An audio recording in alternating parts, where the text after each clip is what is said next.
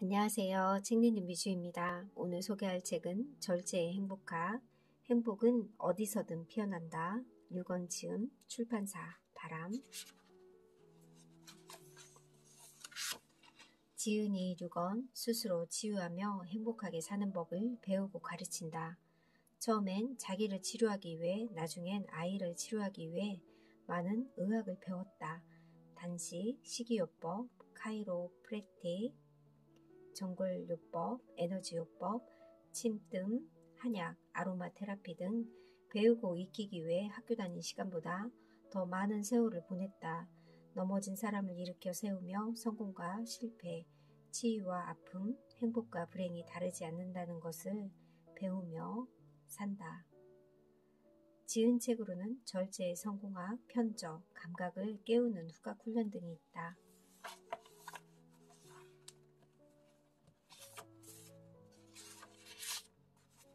문제가 없어야 한다는 환상. 인생은 문제의 연속입니다. 한 가지 문제가 풀리면 다른 문제가 불쑥 주어집니다. 왜 나한테만 이런 문제가 주어지냐고 분노해봐야 소용없어요. 문제가 없어야 한다고 생각하는 게 문제니까요. 삶이라는 문제는 누구에게나 똑같이 주어집니다. 삶에는 그 누구도 정답을 갖고 있지 않아요. 문제집 뒤에 나오는 정답처럼 풀이 과정이 다 똑같을 필요도 없어요. 꾸역꾸역 살아가면 그게 풀이 과정입니다.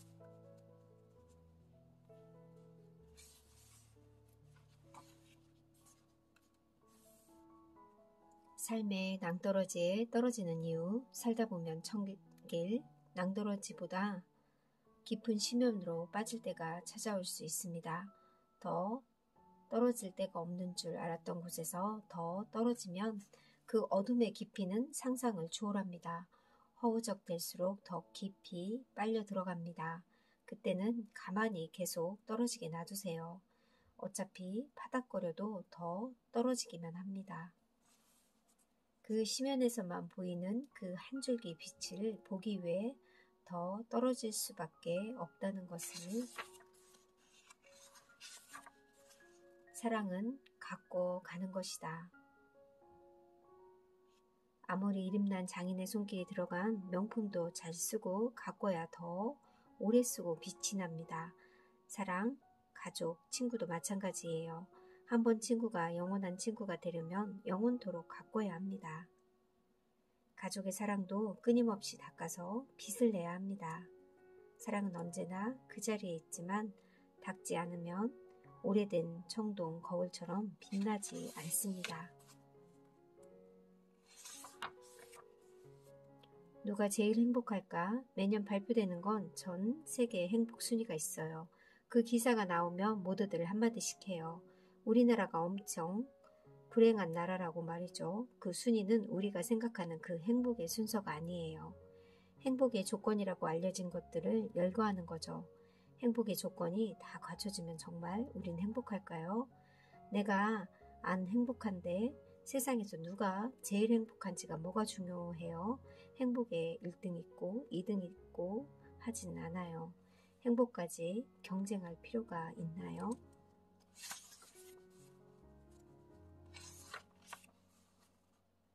사랑은 본능보다 크다.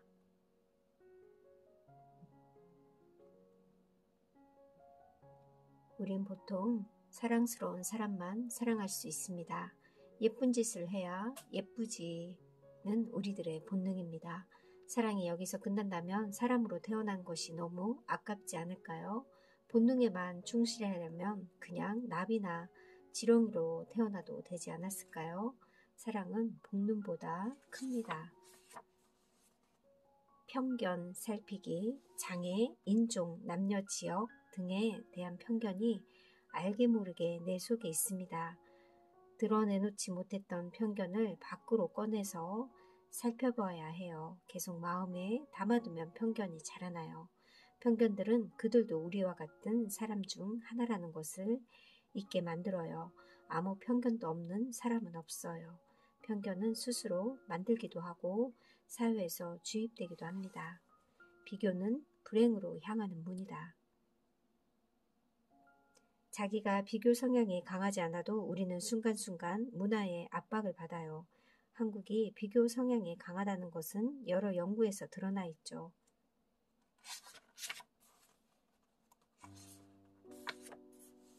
내 욕으로 상처 입는 사람은 나다. 우리는 어렸을 때부터 욕하지 말라는 소리를 듣고 자랐습니다. 그런 어른들의 말씀은 잠깐으로 끝나고 초등학교도 끝나기 전에 입에 쌍욕을 장착하는 경우가 많아요. 그 욕을 제일 먼저 듣는 사람은 누구일까요? 남의 귀 속에다 대고 욕을 하지 않는 이상 거리상으로도 내 귀가 가장 가깝죠. 사람들은 자기 목소리에 가장 쉽게 반응합니다. 자신의 말투와 목소리가 가장 익숙하기 때문이죠. 마치 외국에 나가면 멀리서도 우리말이 쉽게 들리듯이 누군가에게 하는 욕에 제일 먼저 욕먹는 사람은 나입니다.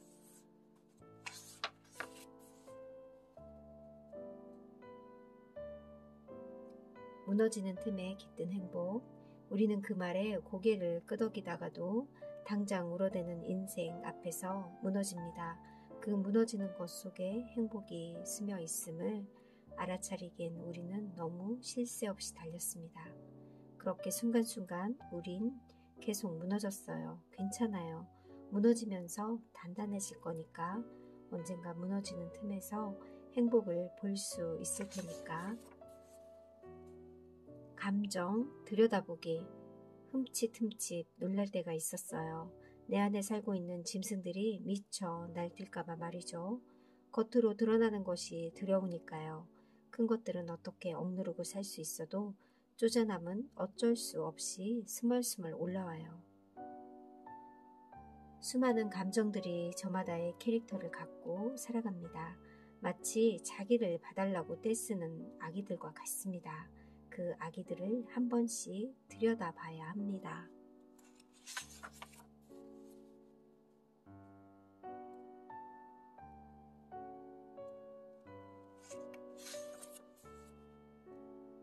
행복을 훈련하고 있는가? 몸을 잘 쓰기 위해서 몸 쓰는 운동을 하듯이 마음을 잘 쓰기 위해서도 마음 쓰는 운동을 해야 합니다. 훈련 없이 지금 당장 행복해지는 방법이 있긴 한데요. 마약이랍니다. 그 상태가 행복이란 말이죠. 산이 높으면 골이 깊은 법입니다. 준비되지 않은 급작스러운 쾌락은 깊은 나락을 준비해 놓고 있어요. 모른다는 것을 안다. 소크라테스는 나는 내가 모른다는 것을 알고 저들은 저들이 모른다는 것을 모르니 내가 아는 것이다 라고 말했습니다. 이보다 80년 전에 공자는 이렇게 말했죠. 아는 것을 안다 하고 모르는 것을 모른다 하는 것, 이것이 곧 아는 것이다. 참 많이 알고 있다고 생각했는데 살면 살수록 모르는 게 많아집니다. 내가 엄청 똑똑한 줄 알았는데 뭐든 할 수 있다는 자신감 하나로 살아왔는데 이제야 내가 할 수 있는 일이 별로 없다는 것을 알게 되네요.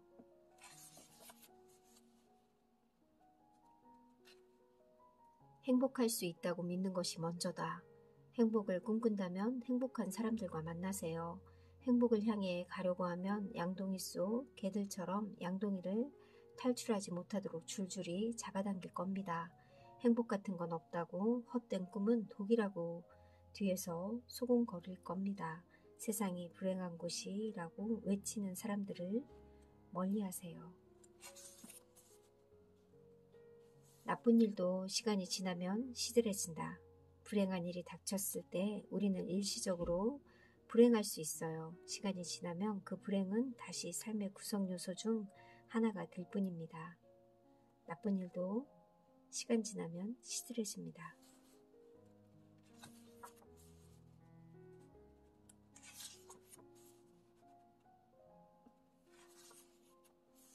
겸손은 굴욕을 느끼지 않는다. 자기가 별거 아니라는 생각이 없는 겸손은 사실상 숨어서 느끼는 자만입니다. 나는 이렇게 많은 것을 할 수 있고 많은 것을 이뤘지만 겸손하기까지 해 라는 생각이 바탕에 깔려 있어요. 진짜 겸손은 굴욕을 느끼지 않습니다.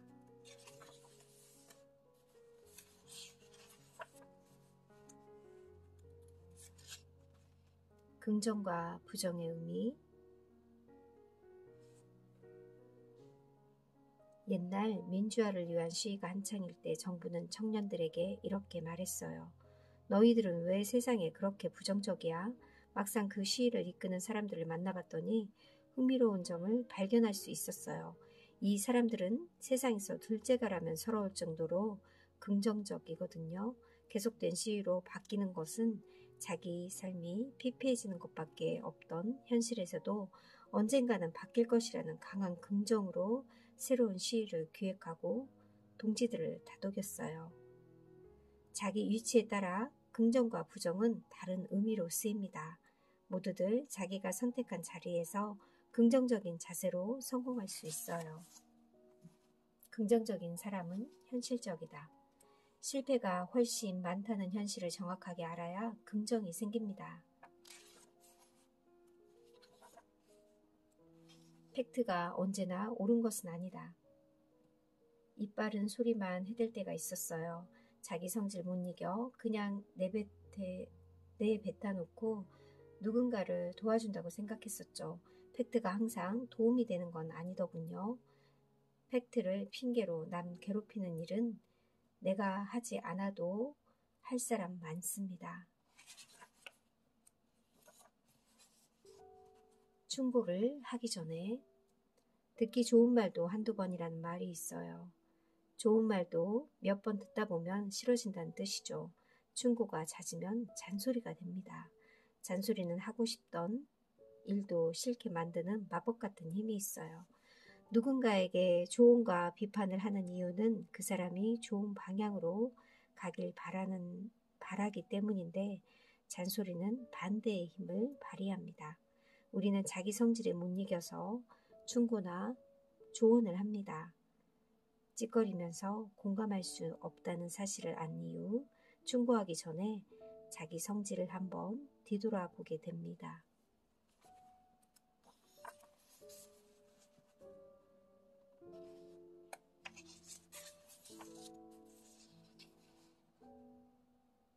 딱 어울리는 직업은 없다.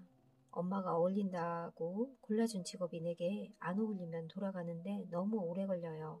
직접 골랐다고 해도 나중에는 영 아니기도 하고요. 어렵게 들어간 대기업에서 1, 2년 안에 관두는 사람이 많은 이유죠. 직장 관두고 운 좋게 딱 어울리는 다른 일을 찾았다는 사람들이 있어요. 미디어에 소개되는 글들을 읽다 보면 부럽긴 하지만 그 어울림도 시간이 지나면 바뀝니다. 평생 어울리는 옷은 없어요. 20살 때 가슴이 뛰던 직업도 40에는 아닐 가능성이 많아요. 딱 맞는 맞춤 직업을 찾느라 너무 헤매지 마세요. 기성복도 사서 느려 입거나 줄여 입잖아요. 대부분 직업은 기성복과 같아서 조금 작거나 큽니다. 선택에는 책임이 따른다. 선택에는 책임이 따릅니다. 너무나 당연한 말인데 우리는 쉽게 잊어버려요. 남들 따라서 한 선택에도 책임이 따릅니다. 선택을 남에게 맡기는 것도 선택입니다. 알아서 잘해주세요. 했어도 선택입니다. 선택하지 못해 우물쭈물한 것도 선택입니다. 엄마 말 따라 산 것도 선생님 말 따라 산 것도 선택입니다.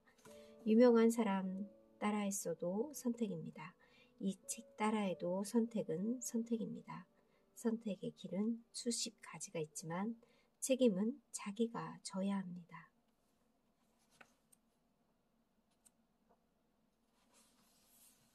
자기 생각틀 알기. 사람은 자기만의 생각틀이 있어요. 마치 붕어빵 틀 같아요. 속에 팥을 넣어도 콩을 넣어도 틀에 들어가면 붕어빵이 되죠.